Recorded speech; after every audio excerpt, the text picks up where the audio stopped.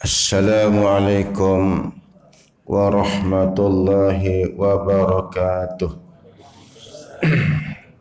Bismillahirrahmanirrahim. Alhamdulillahi rabbil alamin. Wa bihi nasta'in. Wa la udwana illa 'alaz zalimin. Ashhadu an la ilaha illallah wahdahu la syarika lah. Wa ashhadu anna sayyidana Muhammadan abduhu wa rasuluh.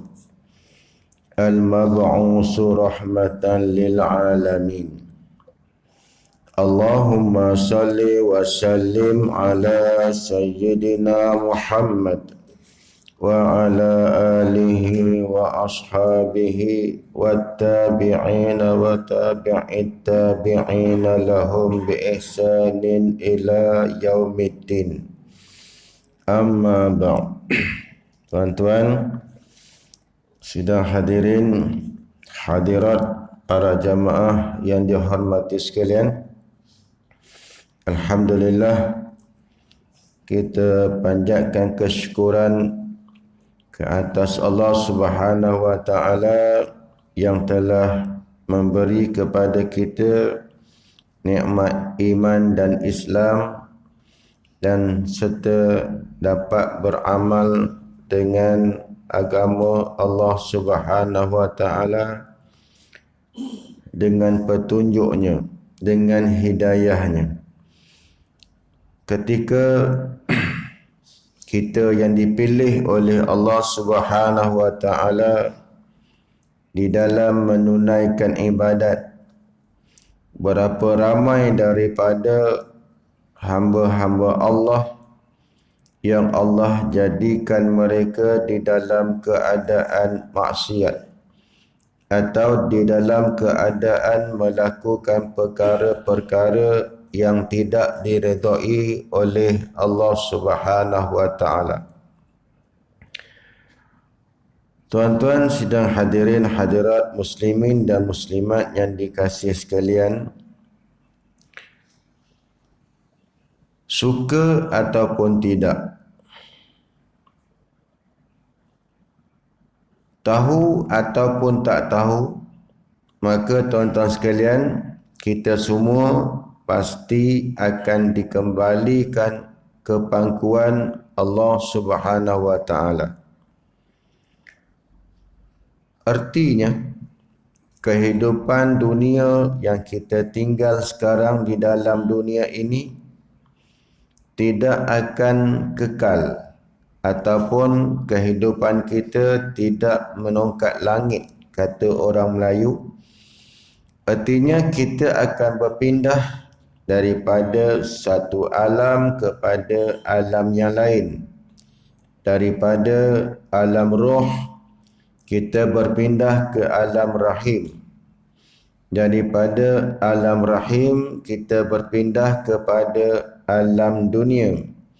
Daripada alam dunia kita akan berpindah ke alam barzakh. Dan daripada alam barzakh kita akan berpindah ke alam akhirat.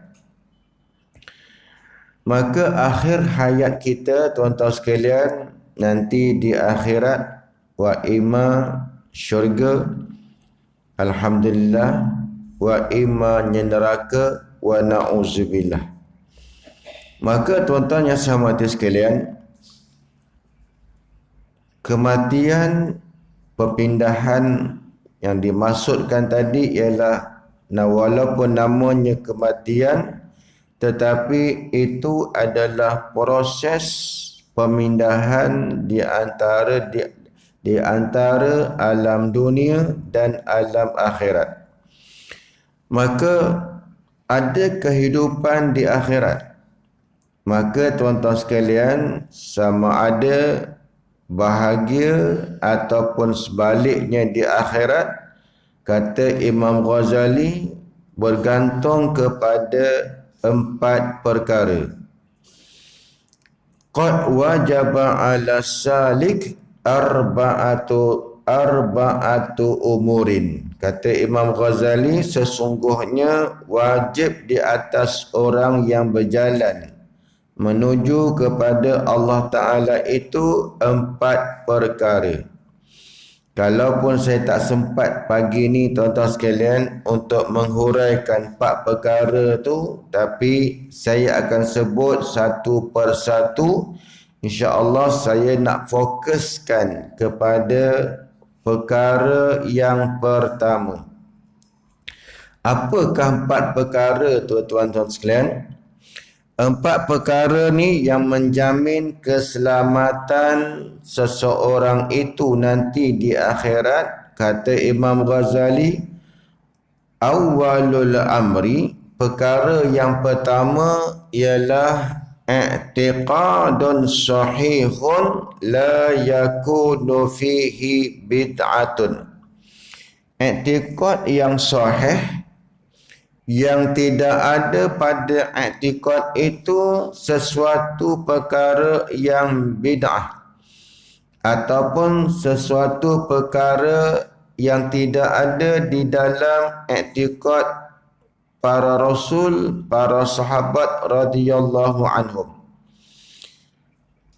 Yang kedua, tuan-tuan sekalian, yang sedia maklum bahawasanya kita berada di atas muka bumi ini, bila kita namanya adalah insan, bila kita namanya manusia, maka tuan-tuan sekalian, kita tetap akan melakukan kesalahan. Selagi mana kita bernapas, selagi mana kita duduk dalam dunia ni tuan-tuan sekalian, selagi kita bukan Nabi, kita bukan malaikat, maka selama itulah kita akan sering melakukan kesalahan, kesilapan, dosa dan sebagainya tuan-tuan sekalian. Maka yang kedua ni, bila seseorang itu melakukan dosa, maka tuan-tuan sekalian, dosa itu akan disuci, akan dibasuh di dalam api neraka tuan-tuan sekalian. Maka sebab itulah jalan keselamatan yang keduanya ialah taubatun nasuhun la yarji'u ba'dahu ila zillah, yang menunjuk bahawasanya taubat nasuha yang tidak kembali semula kepada kesilapan setelah bertaubat. Maka tuan-tuan sekalian, kita mohonlah pada Allah Subhanahu wa taala beri kesempatan ke atas kita sebelum kita ditarik roh kita keluar daripada jasad. Mudah-mudahan Allah beri kesempatan untuk kita bertaubat daripada dosa-dosa yang kita lakukan di atas muka bumi ini. Sekiranya ada di kalangan kita manusia ini yang tidak sempat bertaubat sebelum dia meninggal dunia, tuan-tuan sekalian, maka dibimbangi di akhirat nanti dia tak selamat, dengan makna dia akan dimasukkan dulu ke dalam api neraka Allah Subhanahu wa taala. Yang ketiga tuan-tuan sekalian, bersangkut juga dengan taubat. Sebab dosa ni tuan-tuan sekalian, ada dosa yang berlaku dengan Allah Subhanahu wa taala. Ada dosa yang kita lakukan, dosa dengan Allah. Dosa dengan Allah ni tuan-tuan sekalian, bab kata ulama, Allah itu maha pengampun, Allah tu maha pengasih, Allah itu maha penyayang. Dan Allah tidak akan menolak taubat daripada hamba-hambanya tuan-tuan sekalian. Tetapi dosa dengan manusia tuan-tuan sekalian, itu dosa yang bergantung dengan manusia, dan manusialah pula yang nak meredai kita, ataupun manusia itulah yang hendak memaafkan kesalahan kita, tuan-tuan sekalian.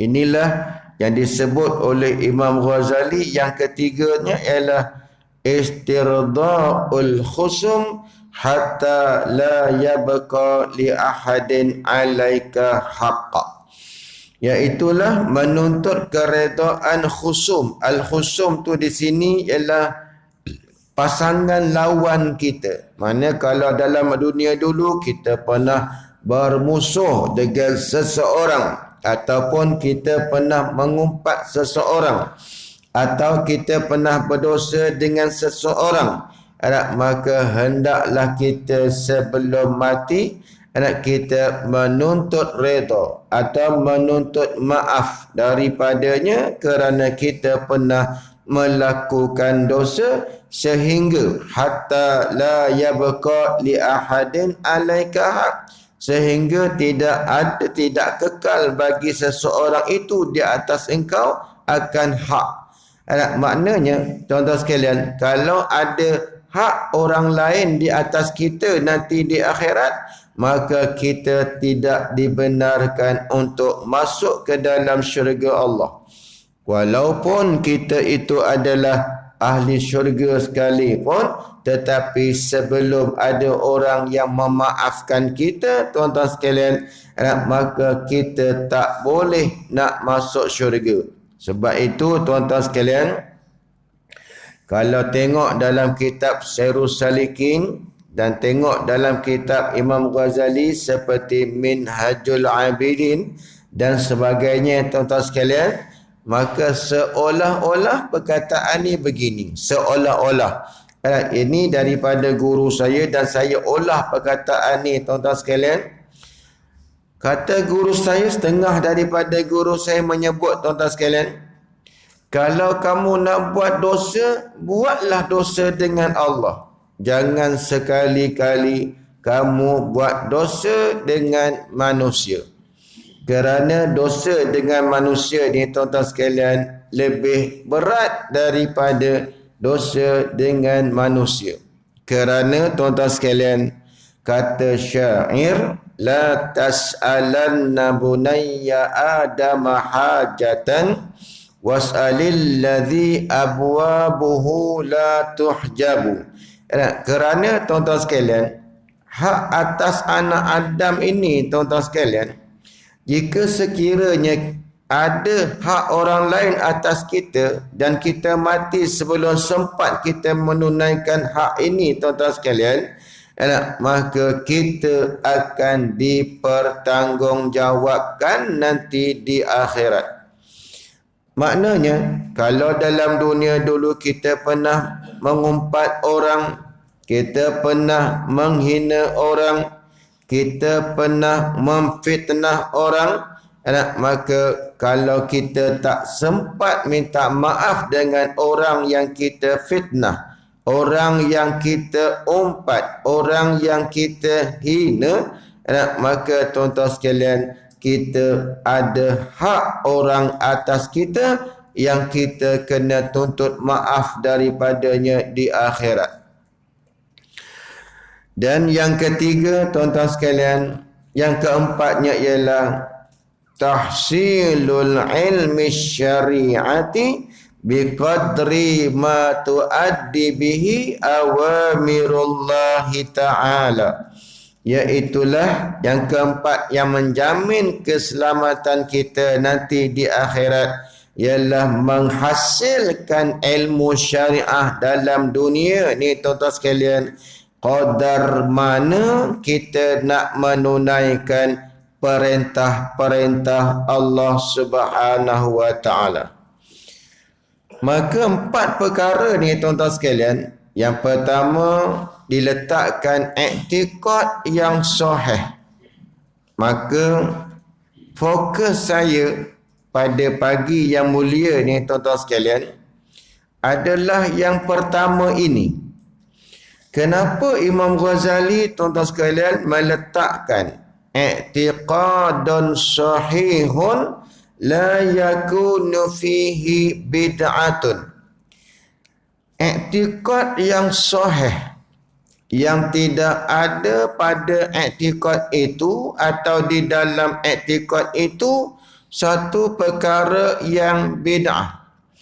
Maka tuan-tuan sekalian, i'tiqad yang sahih ini, tuan-tuan sekalian, apabila kita melihat di dalam hadis, walaupun setengah ulama mengatakan hadis ni dhaif, dan ada hadis lain yang sahih, tapi maksud hadis tu sama tuan-tuan sekalian. Semua natijahnya ataupun akhirnya yang berbeza. Yang Nabi sebut tuan-tuan sekalian, iftaqaratil yahudu ala ihda wa sab'ina firqatan waftaraqatin nasara ala snaini wa sab'ina firqatan wa sataftariku ummati ala salasin wa sab'ina firqatan kulluha finnar illa wahidah. Hadis ni tuan-tuan sekalian memang masyhur, ramai orang pernah dengar ni tuan-tuan sekalian.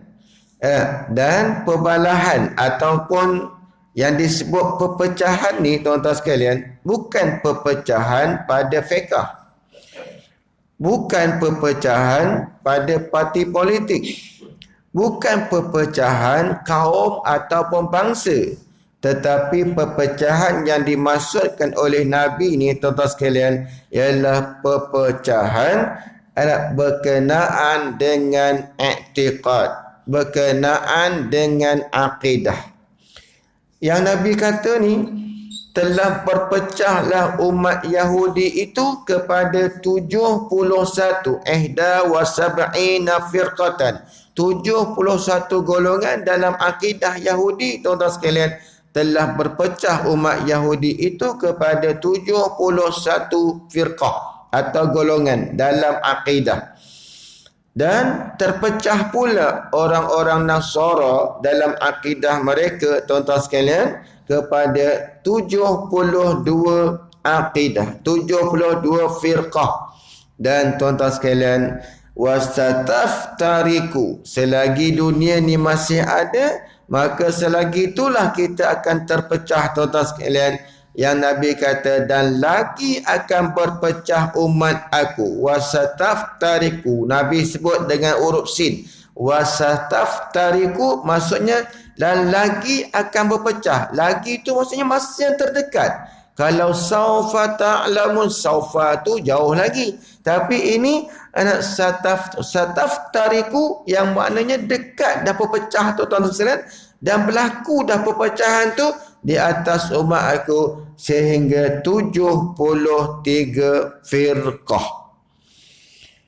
Maka tuan-tuan sekalian, yang Nabi sebut di akhirnya kulluha finnar, semua dalam neraka tuan-tuan sekalian, illa wahidatan, melainkan satu firqah. Ini perpecahan ini bukan perpecahan bangsa, kaum, bukan perpecahan politik, parti, kepartian, bukan. Dan bukan perpecahan bersangkut dengan fiqh. Setengah orang kata, oh hadis ni tak boleh pakai sebab kita memang terpecah dah. Ada Syafi'i, ada Maliki. Sebenarnya itu bukan perpecahan yang dimaksudkan oleh Nabi SAW. Yang dimaksudkan oleh Nabi ni tuan-tuan sekalian adalah perpecahan dalam bab akidah atau perpecahan dalam bab tauhid ini tuan-tuan sekalian. Saya masuk sikit tuan-tuan sekalian. Tadi saya disebut dan saya nak sentuh lagi tuan-tuan sekalian. Yang Nabi kata tuan-tuan sekalian, talabul ilmi faridatun ala kulli muslimin.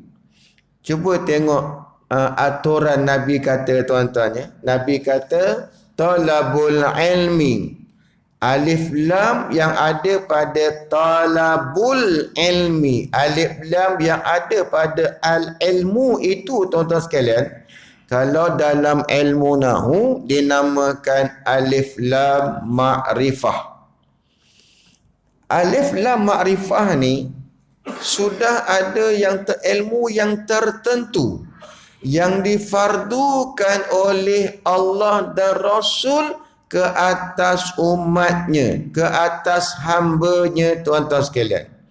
Maknanya menuntut ilmu itu fardu, tapi bukan semua ilmu, tapi ada ilmu-ilmu yang tertentu yang diwajibkan oleh syariat Allah, syariat Islam untuk dituntut, untuk dicari oleh orang laki-laki yang Islam dan oleh orang-orang perempuan yang Islam. Maknanya atas laki-laki pun wajib, atas perempuan pun wajib.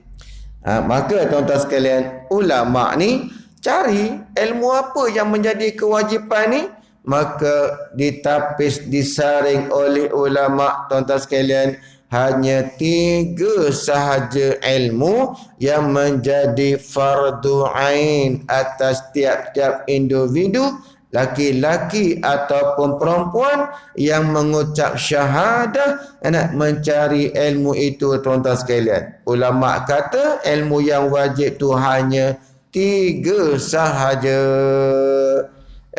Maka tak bolehlah ambil hadis ni nak berdalil tentang wajib belajar ilmu matematik, wajib belajar ilmu sains, wajib belajar ilmu kaji bumi, ilmu kaji bintang.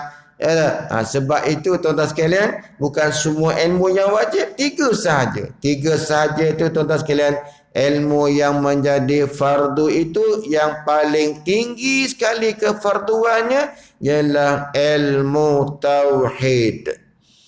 Lepas tu ilmu yang kedua ialah ilmu fiqh, dan yang ketiga tuan-tuan sekalian ilmu tasawuf.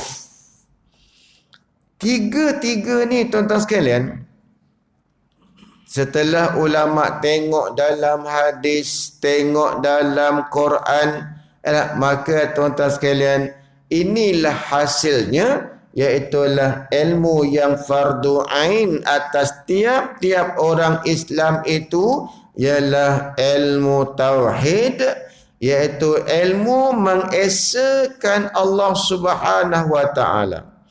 Dan yang keduanya ilmu fiqh.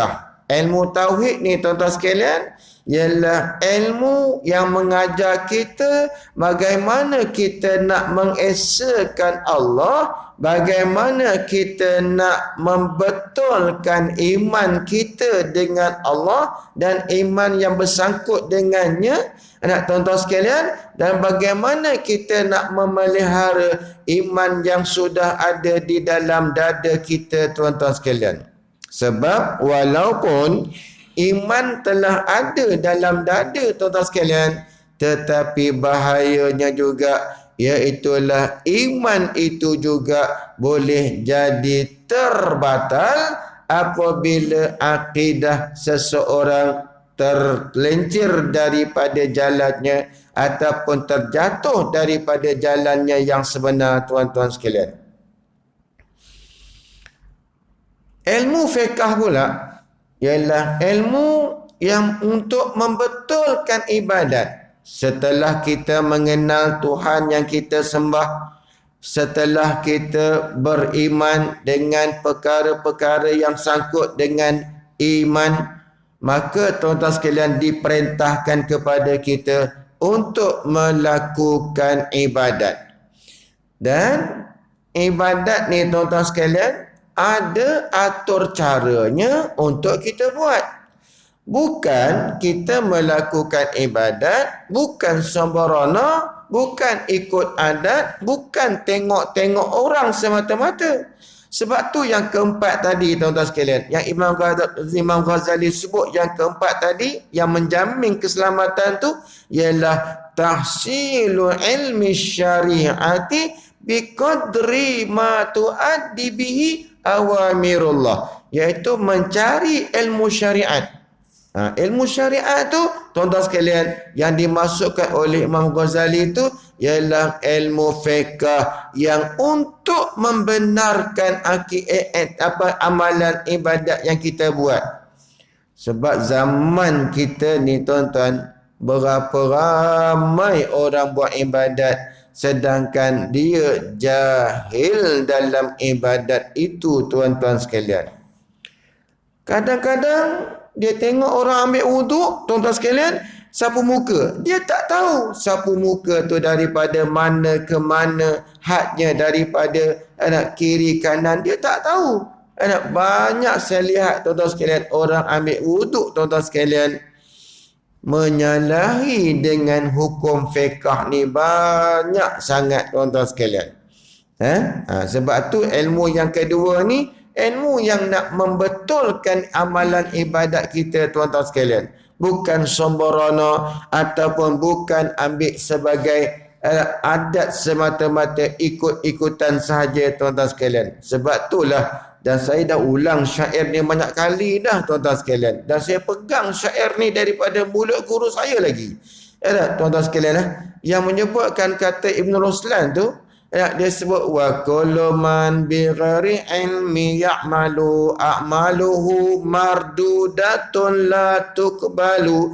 Di sini ditekan oleh ulama ni, tuan-tuan sekalian, orang yang tidak ada ilmu dia beramal, maka amalannya itu ditolak dan tidak diterima. Maknanya di dalam sahifah buku catatan amalan dia, kalau amalan tu walaupun dia buat tetapi tidak menepati dengan kehendak syarak, maka tuan-tuan sekalian, ibadat itu kosong, tidak ada apa-apa, tuan-tuan sekalian. Mungkin dosanya kerana meninggalkan belajar, tuan-tuan sekalian. Sebab tu lah Nabi kata talabul ilmi faridatun. Kalau tengok susunan ayat ni, alif lam tu dah satu. Kemudian faridatun. Kalau ngaji nahu, tuan-tuan sekalian, kalau ada di kalangan tuan-tuan yang tahu ilmu nahu ni, tuan-tuan ya, kita ngaji dulu, masa saya mula belajar mengaji kitab mengaji ilmu nahu ni, tuan-tuan ya, kita tahu dah bila sebut mubtada' tu, kalau mengaji bahasa Melayu, bahasa Inggeris, mubtada' tu namanya subjek, predikat tu khobar. Dulu kalau kita ngaji bahasa, mana subjek, mana predikat. Dululah, ingat lagi tak? Cik Zudi ingat lagi tak? Subjek, predikat. Tak ingat dah.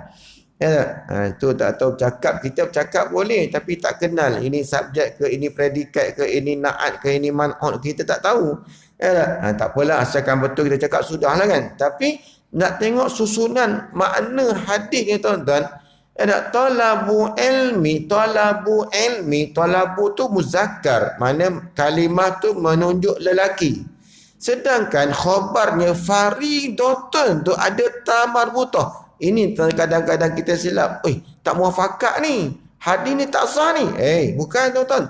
Ta yang ada faridatun tu, itu bukan ta muannas. Itu ta yang menunjukkan taukid. Maksudnya sungguh-sungguh wajib atas lelaki-lelaki, perempuan yang orang Islam ni wajib menuntut ilmu. Sungguh-sungguh wajib. Bukan wajib yang boleh ditinggalkan. Bukan wajib yang boleh diremehkan. Bukan wajib yang boleh ditangguh-tangguh. Nantilah. Tak boleh.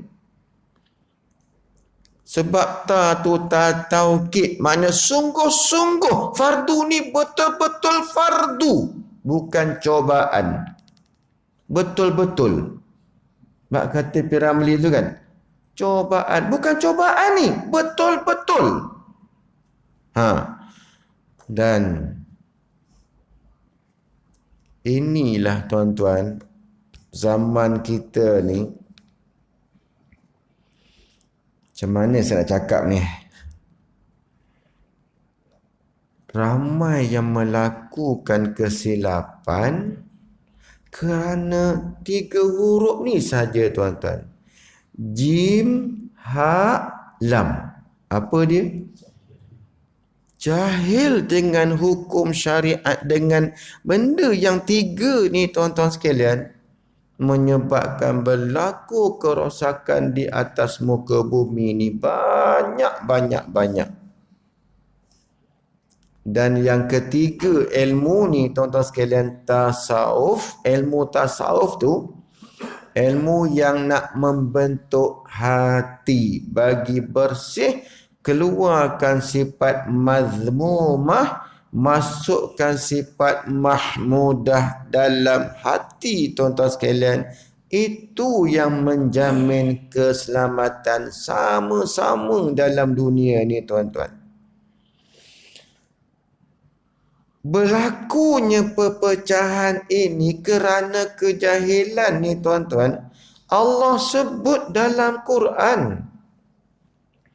Allah sebut dalam Quran. Apa ayatnya tuan-tuan? Yang Allah sebut dalam Quran tu, wa'tasimu bihablillahi jami'an wa la tafarraqu. Wa'tasimu bihablillahi jami'an wa la tafarraqu. Kenapa Allah sangkutkan tuan-tuan? Disebut wa'tasimu bihablillah. Pegang teguhlah kamu dengan tali Allah. Dan Allah sambung ayat ni, disebut wa'tasimu bihablillah jami'an wa la tafarraqu, jangan pecah belah. Akibat daripada tidak berpegang kepada tali Allah ni tuan-tuan, akan berlaku perpecahan. Ulama kata tali Allah ni tuan-tuan, yang dimaksudkan oleh Allah tali tu, yang maksudnya yang Allah nak sebut tali tu apa tuan-tuan sekalian? Maka ulama kata tali tu 3 urat tadi lah. Tauhid, fiqh, tasawuf. Kita tak pegang dengan 3 ni tuan-tuan sekalian, pasti dan pasti dan pasti kita akan berpecah belah. Tu yang Nabi sebut berpecah belah 73 sebab tak ikut kaedahnya tuan-tuan sekalian. Kalau kita nak bersatu balik dalam keadaan macam ni, dalam keadaan jahil ni tuan-tuan sekalian, takkan berlaku. Mustahil pada adab berlaku penyatuan tanpa ada ilmu tuan-tuan sekalian. Yang 3 tadi, tanpa ada 3 ilmu ni, maka tak mungkin bersatu balik tuan-tuan sekalian. Perpecahan, tetap akan perpecahan berlaku. Baik. Jadi tuan-tuan sekalian, saya fokus pun dah tak sempat dah nak hurai lagi tuan-tuan. Dah 7.30 dah. Tak sempat dah tuan-tuan. Tapi saya cuba. Jadi bila sebut i'tiqad yang sahih, sekarang ni tuan-tuan, ya, Allah timbulkan zaman kita ni, Allah timbulkan, Allah terbitkan orang-orang yang menyesatkan manusia tu banyak. Sebenarnya manusia yang sesat tu tuan-tuan, yang sesat tu sudah berlaku sejak daripada zaman selepas sahabat. Selepas zaman sahabat, masuklah zaman tabi'in, iaitu zaman Bani Umayyah, lepas itu Bani Abbasiyah, dan seterusnya berlaku kesesatan, kerosakan ilmu itu sendiri tuan-tuan sekalian. Dan ulama kita ni, dan Allah ni tuan, dengan rahmatnya, dengan kasih sayangnya, Allah walaupun dijadikan kesesatan, tetapi Allah jadikan hidayah. Ada ulama, datang ulama, dan tak pernah dunia ni kering daripada ulama tuan-tuan sekalian. Tak pernah kering daripada ulama. Tapi walaupun tak kering daripada ulama tuan-tuan sekalian, tapi kita jangan lupalah, bab kata orang Melayu, yang patah tu tumbuh ke tak tumbuh? Tumbuh. Yang hilang berganti. Tapi ganti tu dengan tumbuh yang baru tu sama tak dengan tumbuhnya yang dahulu? Kita tak boleh nak mencari orang yang ilmunya seperti Imam Syafi'i dulu tuan-tuan sekalian. Walaupun dia belajar, masuk universiti, keluar universiti, masuk madrasah, keluar madrasah, masuk pondok, keluar pondok, dapat PhD, dapat doktor, dapat profesor dan sebagainya. Tidak boleh orang zaman sekarang nak menandingi ulama yang dulu tuan-tuan sekalian. Maksud saya tuan-tuan sekalian, ilmu tu semakin lama semakin kecil, semakin nipis, dan kemungkinan kesesatan yang Allah zahirkan pada hari ini, tuan-tuan sekalian, ulama tak mampu dah, bukan tak mampu, nak bendung tak mampu, tak boleh dah, tuan-tuan sekalian. Bukan tak mampu, tapi dah tak, seperti tak boleh nak bendung kesesatan yang berlaku ni, tuan-tuan sekalian. Dan ini kelemahan yang ada zaman kita ni. Yang kata, Nabi kata, kulluha finnar illa wahidah. Yang wahidah ni lah, tuan-tuan sekalian, sekarang kita berebut yang ni. Tak nak masuk neraka, tuan-tuan sekalian. Jadi, dia sebut etikot yang sahih tadi, yang satu tu tadi, tuan-tuan sekalian, mestilah etikotnya sahih. Yang satu tu masuk syurga, mestilah etikotnya betul. Kita, bila kita sebut siapa etikot yang betul ni, maka tuan-tuan sekalian, kita akan kata etikot yang betul tu ialah etikot ahli sunnah wal jamaah. Kenapa tuan-tuan sekalian Nabi sebut?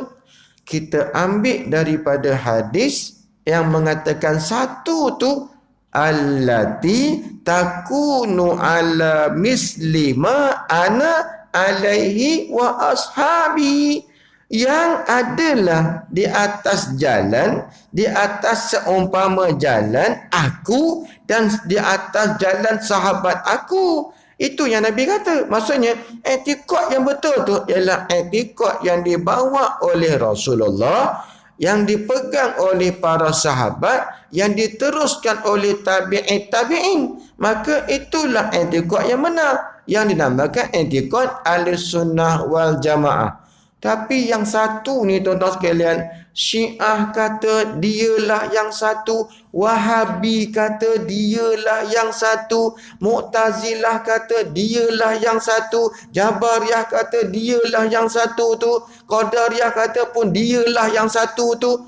Hatta zaman kita ni, tuan-tuan, muncul pula Hizbut Tahrir kata kamilah yang satu tu.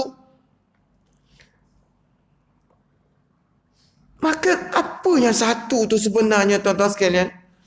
Maka ulama kata yang allati takunu ala ma ana alaihi wa ashabi tu, tuan-tuan, dirumus oleh ulama ialah idza utliqa ahlus sunnah wal jamaah fal muradu bihi al-asy'ariyatu wal maturidiyatu.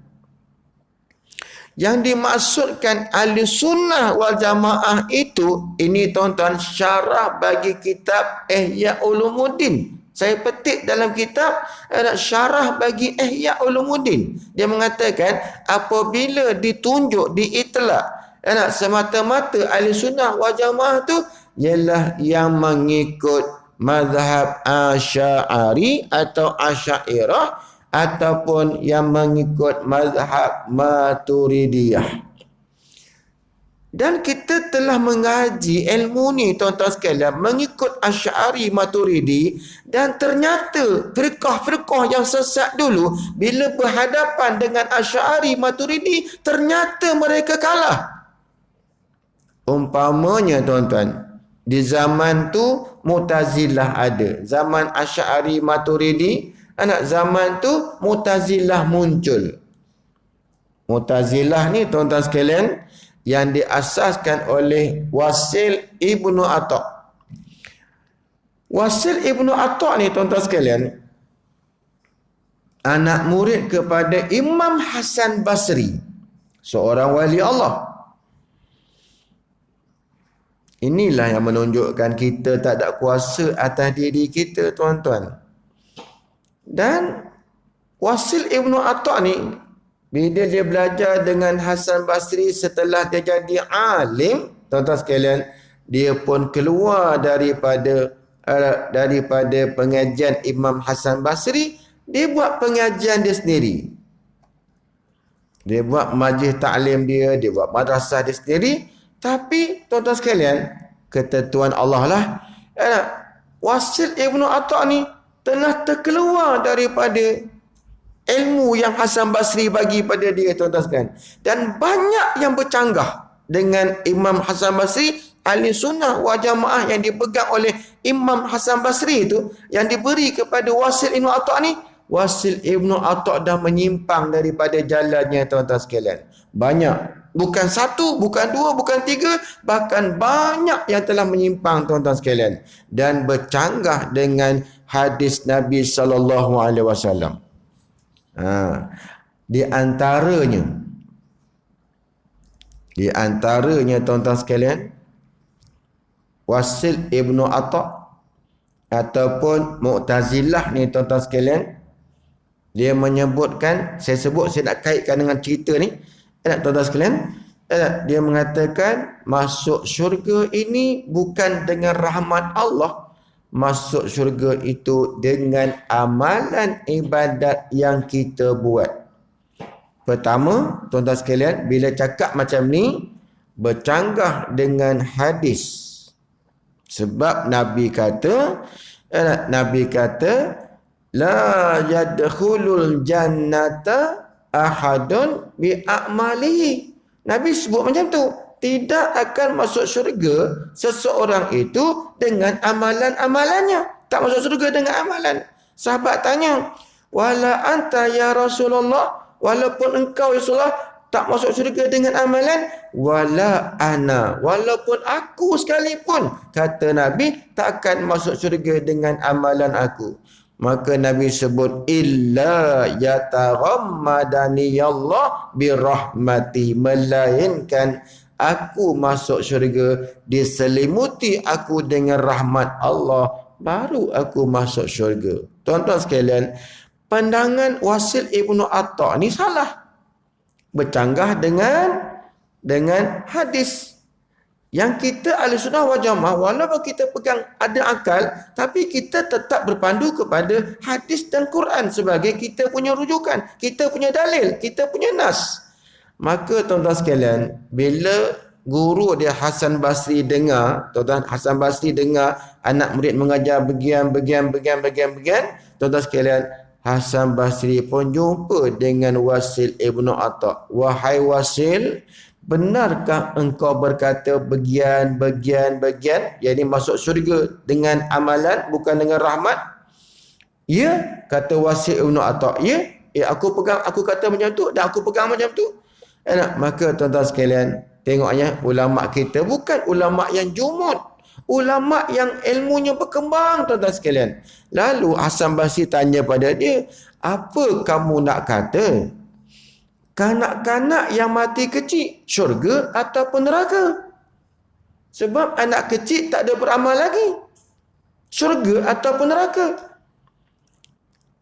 Maka tuan-tuan sekalian, ketika itu na'udzubillah tuan-tuan, Wasil Ibn Atta' mengatakan, anak kecil yang mati itu akan dimasukkan ke dalam neraka oleh Allah sebab tidak ada amalan.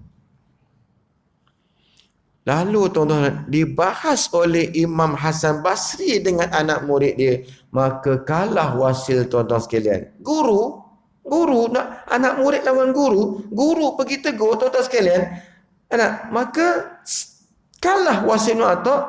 Maka tuan-tuan sekalian, bila dah kalah, Hasan Basri kata, kembalilah kamu pada jalan yang sebenar. Jadi jalan dulu, kita mengaji dulu macam mana, kembali balik macam tu. Tapi orang yang dah ada pengikut ni, zaman kita ni, orang yang ramai pengikut ni, tuan-tuan sekalian, mudah tak dia nak patah balik?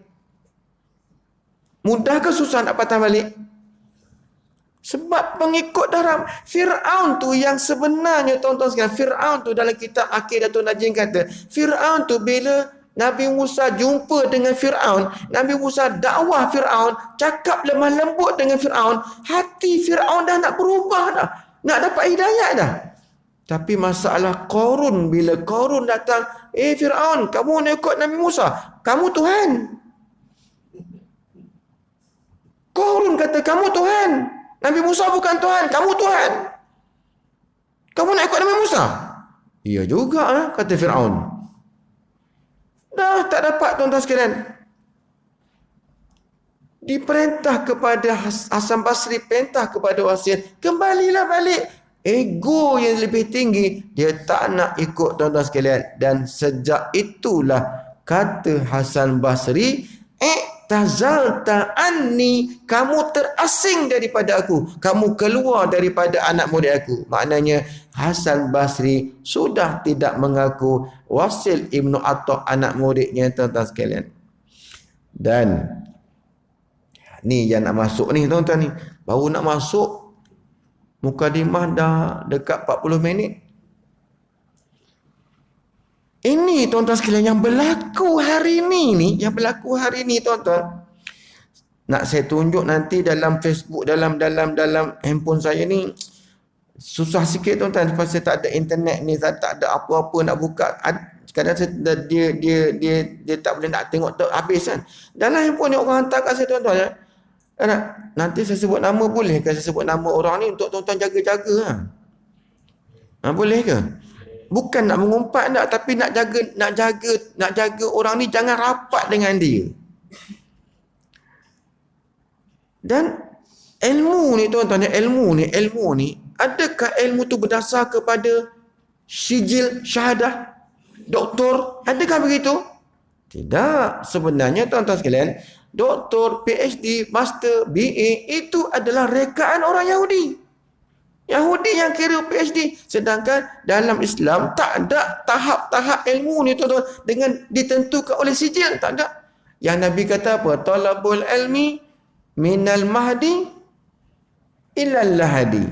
Daripada buayan sampai liang lahat. Dah mati pun orang ajar lagi. Betul tak? Dah mati pun orang belajar lagi tak kita?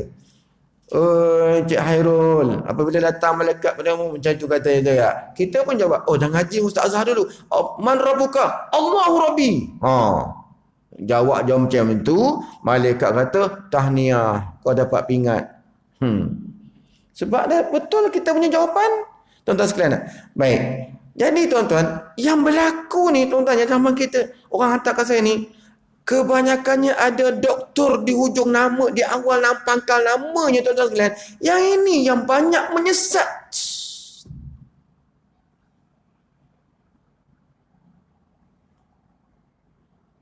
Ada orang marah kat saya cakap macam ni. Yang kata Tuhan dua. Yang kata Tuhan dua tu ada doktor tak di pangkal namanya? Doktor tak? Guru saya Babalah ni tuan-tuan, Tuan Guru Haji Abdullah ni cukup anti dengan doktor ni. Cukup marah dia dengan doktor ni tuan-tuan sekalian. Sebab fakulti yang ada dalam universiti ni tuan-tuan sekalian, kalau nama doktor tu kadang-kadang dia bercakap langsung tidak ada adab, langsung tidak ada kaedah, langsung tidak ada lorongnya tuan-tuan sekalian. Ni dia mendakwa pakar dalam bahasa Quran. Pakar macam mana pakar dalam bahasa Quran boleh kata Tuhan dua? Apakah ulama dulu Asy'ari, Maturidi, Imam Ghazali tak pernah baca Quran, tak pakar dalam bahasa Arab?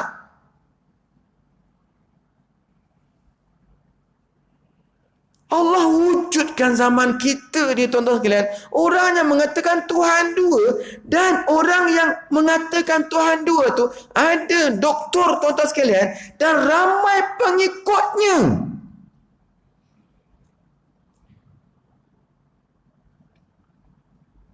Ramai pengikutnya tuan-tuan. Ini live tak? Ramai pengikutnya tuan-tuan. Dah tahu dah sesat.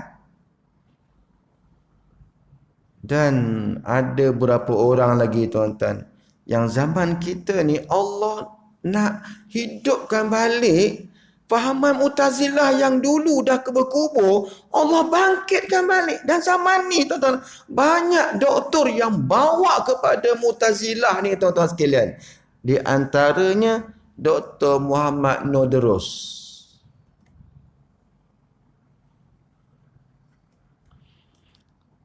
Sebab tu ngaji tauhid ni tuan-tuan, dia ada lorong, dia ada jalan. Yang kita kena belajar lorong jalan tu tuan-tuan sekalian. Dan ulama kita ni kan zaman ni sepatut dah mudah dah. Tuan-tuan, orang dulu, orang zaman dulu, saya ibarat ni bagi tuan-tuan faham Kalau kita tuan-tuan, duit ada 20 sen. Orang sini kata kupang tak? 20 sen ke 2 kupang? 20 sen. Bukan kata 2 kupang. Boleh juga. Faham juga lah 2 kupang tu. Okey. Duit ada 2 kupang. 20 sen tuan-tuan sekalian. Kita nak makan goreng pisang. Kita buat apa? Fahami?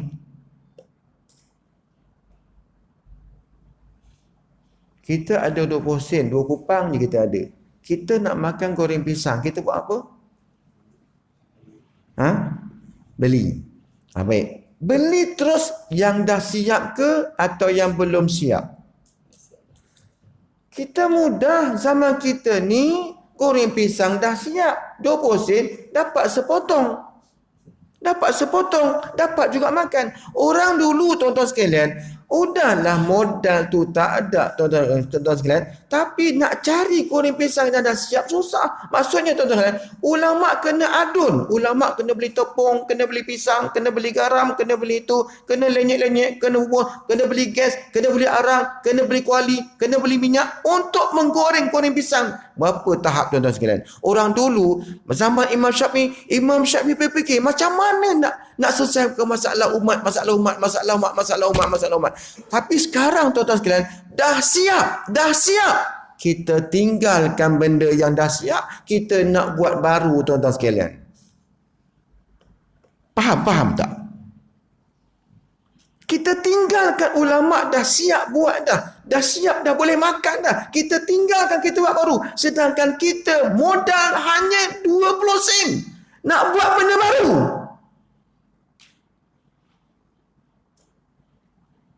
La haula wala quwata illa billah. Sebab tu bila kita ngaji tauhid tuan-tuan, firqah yang Nabi sebut ni, saya boleh sebut berapa saja. Mu'tazilah, Qadariyah, Jabariyah. Yang akhir ni, yang baru-baru yang kita timbul pula, Wahabi, Syiah. Yang dalam Wahabi tu ada perkara yang menyebabkan tuan-tuan boleh jatuh kepada kufur. Begitu juga dengan Mu'tazilah. Di antaranya tuan-tuan. Tapi kalau orang tak ngaji tauhid, dia tak nampak benda ni tuan-tuan. Orang yang mengaji tauhid nampak lorong dia begini. Tuan-tuan, saya bagi contoh Kita pegangan ahli sunnah wal jamaah, rukun iman yang keenam. Rukun iman yang keenam apa dia?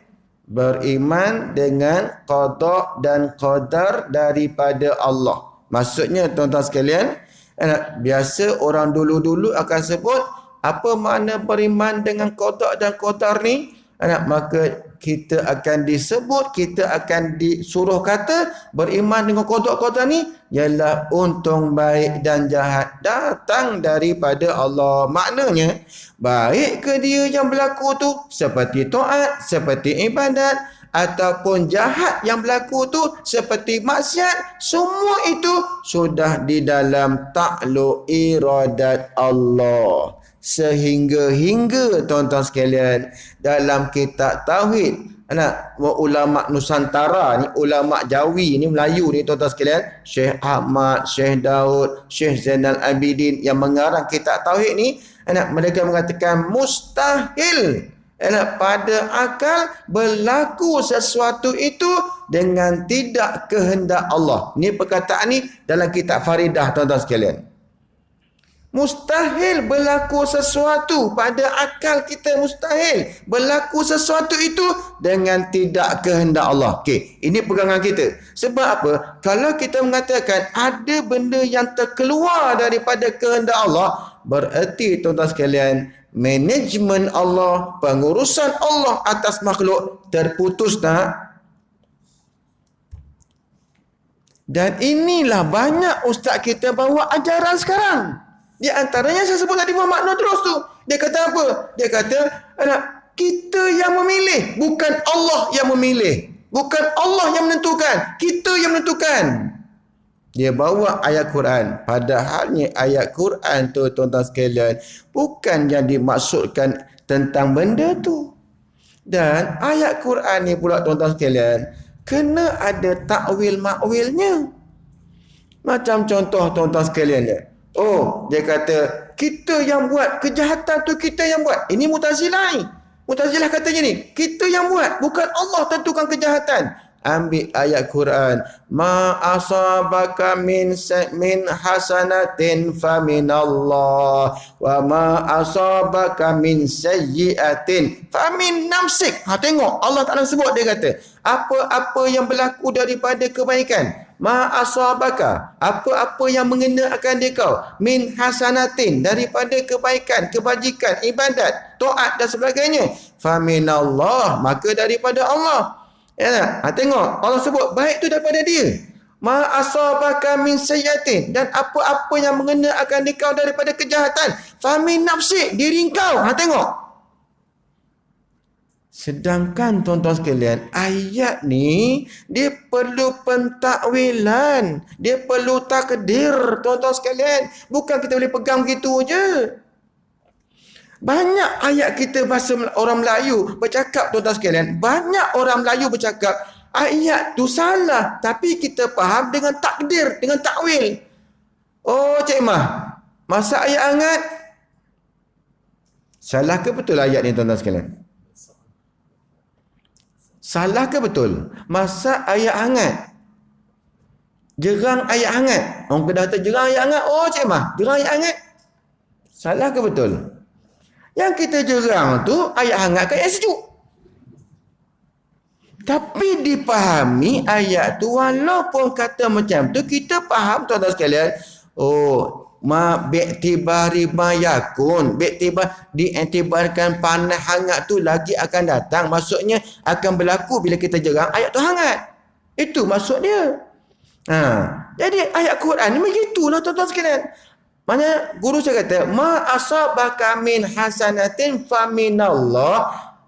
Dia punya takwil dia atau takdir dia, fajazauhu minallah. Itu takdir dia tu. Fajazauhu tu maksudnya apa-apa yang mengena akan kau daripada kebaikan, maka balasannya itu daripada Allah. Pahala Allah bagi, syurga Allah bagi. Dan ma asabaka min sayyiatin, dan apa-apa sahaja yang berlaku akan kau kejahatan, maksiat, dosa dan sebagainya, famin nafsik, maka kamu yang tanggung balasan tu daripada Allah. Kamu tanggung. Fajaza'u min nafsik, maka balasannya kamu yang tanggung. Neraka kamu yang masuk, dosa kamu yang kena. Bukan maknanya baik daripada Allah, jahat pada kita. Kalau kita sebut jahat pada kita, makna pada ketika itu terputus dah kita punya manajemen Allah atas kita. Bila maksiat tu kita yang buat, bukan Allah yang pilih, bukan Allah yang tentukan. Terputus dah tuan-tuan sekalian. Berdasar kepada ayat Quran lagi. Wallahu khalaqakum wa ma ta'malun. Allah menjadikan kamu dan apa yang kamu buat. Apa yang kita buat ni ulama pecah dua. Yang sengaja, yang tak sengaja. Terpecah dua lagi, taat dan maksiat. Semua itu daripada ketentuan Allah. Tapi orang hari ni tuan-tuan sekalian, ramai yang kata jahat tu bukan daripada Allah. Saya bab ni kena tegah suara saya.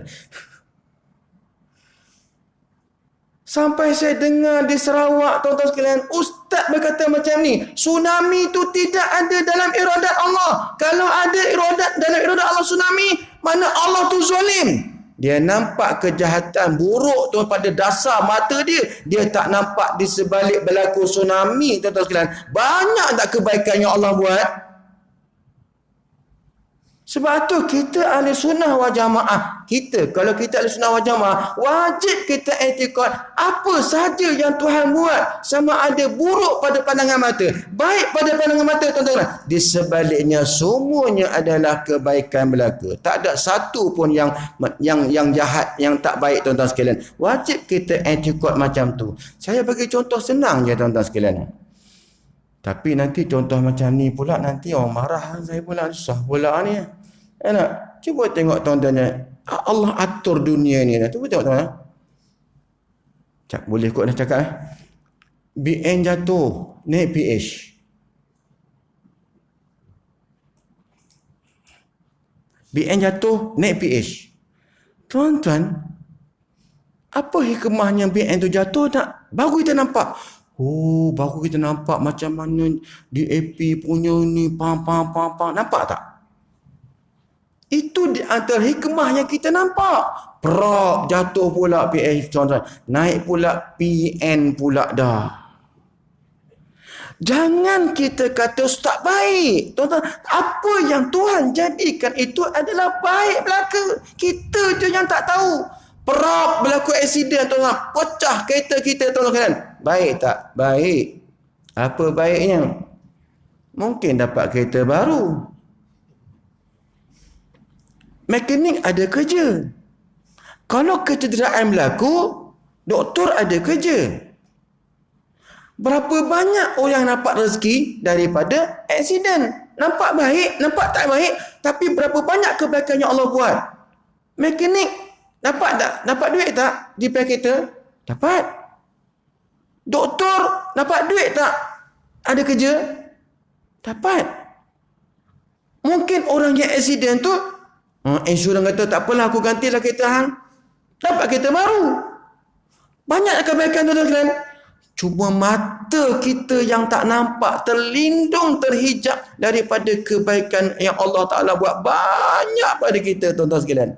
Sebab apa? Terlindung dengan hawa nafsu, terlindung dengan duniawi, terlindung dengan iblis dan syaitan ni, tuan-tuan sekalian. Sebab tu minta maaf, saya panjang masa saya, tuan-tuan sekalian. Minta maaf, mudah-mudahan tuan-tuan sekalian, kita peganglah akidah ahli sunnah wal jamaah. Pentingnya belajar tauhid ni, tuan-tuan sekalian, untuk memelihara kita. Jangan sampai kita tersilap. Tuan-tuan, guru saya kata begini. 2-3 minit lagi. Guru saya kata gini, tuan-tuan. Apabila orang tidak menuntut ilmu yang tadi, yang pertama tauhid, fiqh, tasawuf tadi, lebih-lebih lagi yang atas tu, yang tauhid, tuan-tuan sekalian, maka terbukalah pintu menjadi kufur seluas-luasnya. Tapi kalau orang mengaji tauhid, tuan-tuan sekalian, tertutup pintu kufur itu serapat-rapatnya. Kenapa, tuan-tuan? Sebab bila kita ada ilmu, kita tahu, oh, buat begini boleh jatuh fasik, buat begini boleh jatuh kufur. Tuan-tuan, kalau kita baca kitab tauhid, tuan-tuan sekalian, saya melihat mata ni, tuan-tuan nampak, saya melihat benda ni, ramai orang kita, orang Melayu ni, tuan-tuan sekalian, banyak yang dalam kitab kata kalau buat begini kafir. Kata begini kafir, kata begini jatuh kufur, kata begini jatuh kufur, buat begini jatuh kufur. Tapi banyak orang Melayu kita buat, tuan-tuan sekalian. Contohnya, lalu depan batu kif. Lalu depan batu kif. Lalu apa yang kita nampak, Jairul? Kuning tinggi, dekat nak sama dengan gunung tu tingginya, separuh lah kot. Tuan-tuan, saya lalu kat situ, saya tak pernah tengok. Saya tak nak cemar mata saya melihat benda macam tu, tuan-tuan sekalian. Saya tak nak tengok. Tuan-tuan, ramai tak orang kita kata, bila anak dia tanya atau dia kata tanpa pertanyaan, itulah Tuhan orang Hindu. Ada tak kata? Ada. Ada tak kata macam tu? Ada tak agak-agak, tuan-tuan? Ada tak? Ada. Apa risikonya kata macam tu? Dalam kitab Misbahul Munir, siapa yang mengatakan patung-patung dan berhala-berhala itu Tuhan orang kafir, maka hukumnya dia jatuh kafir. Tapi sebabkan tak belajar, tuan-tuan sekalian, maka banyak yang kata. Banyak yang kata, tuan-tuan sekalian. Banyak yang kata. Kalau dah kufur macam mana Ustaz? Kena syahadah semula. Sebab tu yang kita risaulah bila ngaji tauhid ni tuan-tuan sekalian, yang kita bimbangnya, kita takut iman kita berbatal. Dalam dunia dulu kita rasa kita beriman, tapi satu benda yang kita buat dah membatalkan iman kita tuan-tuan. Nak kena iman balik, kena syahadah balik. Sebab itulah belajar tauhid tu wajib fardu ain untuk memelihara ni lah. Untuk jaga, untuk apa panggil, untuk kepung, untuk buat gelanggang kita punya iman kita ni supaya jangan terkeluar daripada gelanggang tu. Kalau terkeluar, wa imma jadi fasik, wa imma jadi kufur. Kalau fasik okey lagi, dosa besar je. Tapi kalau kufur macam Mu'tazilah atau macam Wahabi tuan-tuan sekalian. Okey, saya sebut macam Wahabi. Wahabi dia etikad tuan-tuan, dia pegang zahir ayat. Macam di Perak ni ada ustaz-ustaz yang kata macam tu. Dia ustaz, ramai anak murid. Dia kata tuan-tuan sekalian, Allah duduk atas. Allah tu bersila atas arash. Ini perkataan ni tuan-tuan sekalian dah dijaga oleh Imam Syafi'i. Sejak dulu lagi Imam Syafi'i kata tuan-tuan sekalian, Mani taqada anna Allah jalisun fawqa arsy fahuwa kafirun. Siapa yang etikad Tuhan duduk bersila atas arash, maka dia kafir. Wahabi bawa jalan macam tu. Dan kita kena kenal lah. Ini Wahabi marah kat saya. Tapi saya sebut. Untuk jaga tuan-tuan, untuk jaga kita semua. Jangan etikad macam Wahabi. Sebab bila kata Tuhan tu duduk bersila atas arah tuan-tuan sekalian, sama tak dia dengan makhluk? Walaupun dia kata begini, tempat Tuhan tu tak samalah macam kita. Walaupun kata macam tu tuan-tuan sekalian, punca nak jatuh pada kufur tu mirip, dekat. Kalau kata Allah tu duduk antara bersila lendik antara macam aku duduk atas kursi ni, yang tu confirm kufurnya tuan-tuan sekalian. Tapi kalau kata tu, Tuhan tu duduk atas aras, tapi tak sama macam kita duduk. Yang tu ada ulama kata tak kufur, tapi fasik. Tapi hampir kepada kekufuran tuan-tuan sekalian. Banyak. Dan itulah sekarang ni tuan-tuan. Sebab tu saya sebut benda ni supaya jabatan-jabatan agama di Malaysia ni tolonglah beri perhatian benda ni. Sebab tu tuan-tuan, yang mengajar macam ni ada di universiti yang anak-anak kita duduk belajar sekarang. Ada kat UIA, ada kat OPSI, ada kat UM, ada kat UKM, ada. Kita hantar anak kita belajar, dia terpengaruh balik-balik. Ada orang dekat rumah saya balik-balik, anak saya tak bagi saya baca Yasin malam Jumaat Ustaz. Padahallah kau hantar kat situ. Tak tahu Ustaz. Tak tahu ke macam mana? Belajar balik lah. Ini yang berlaku hari ni tuan-tuan sekalian. Sebab tu nak cakap ni berat ni. Kalau kufur atas dunia tuan-tuan, dia tak sedar dia kufur, walaupun dia solat, walaupun dia puasa, walaupun dia buat apa sekalipun tu, kalau dah kufur tuan-tuan sekalian, sampai di akhirat nanti tengok-tengok bangun-bangun bangkit-bangkit dari kubur tu, pasal apa aku duduk sama golongan ni? Ada kurang ada siang ada dengan komen, apa pasal ni? Apa pasal sama-sama aku ni apa ni? Ada benda dia, apa pasal ni? Mana kawan-kawan aku dulu yang mengaji dulu? Mana kawan aku dulu yang main dulu? Mana? Rupa-rupanya dia jatuh kufur tuan-tuan. Yang lain tu beriman, imannya. Sebab di akhirat nanti Islam tak laku. Di akhirat nanti yang lakunya apa? Iman. Sebab tu di akhirat tak pernah cakap, Allah tak nak cakap di surga di akhirat nanti Islam. Allah sebut apa? Innal ladzina amanu wa 'amilus solihati kanat lahum jannatu firdausin nuzula. Ya Allah sebut amanu wa 'amilus solihat. Tak sebut muslimun, tak sebut. Sebab di dunianya baru nama digunakan Islam, tapi di akhirat tak guna dah, tak digunakan Islam tu. Yang digunakan iman. Nak jaga iman tuan-tuan sekalian, mesti ada akidahnya, mesti ada ilmunya. Itulah ilmu tauhid. Yang itu yang saya bawa. Wallahu alam tuan-tuan sekalian. Dah pukul 8 lebih. Mesti perut kita tengah nyanyi. InsyaAllah mudah-mudahan tuan-tuan sekalian. Setakat ni saya minta maaf kalau ada bahasa saya terkasar. Tuan-tuan sekalian. Dan apa yang saya sampaikan ni tuan-tuan sekalian, kebanyakannya saya ambil daripada guru-guru saya. Tuan-tuan sekalian, kepahamannya saya ambil daripada guru-guru saya. Dan insyaAllah mudah-mudahan ada keberkatan hari ini, pagi ini tuan-tuan sekalian. Dan mudah-mudahan Allah Ta'ala selamatkan kita daripada balak musibah yang ditimpa kat Malaysia dunia pada hari ini. Allah angkat balak musibah itu tuan-tuan sekalian. Wallahu alam.